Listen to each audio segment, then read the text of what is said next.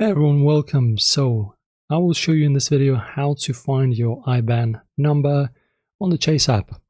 So guys, firstly, you need to open up the Chase app, of course, log in into your Chase account, select your account by tapping on the checking or savings account you need the IBAN for.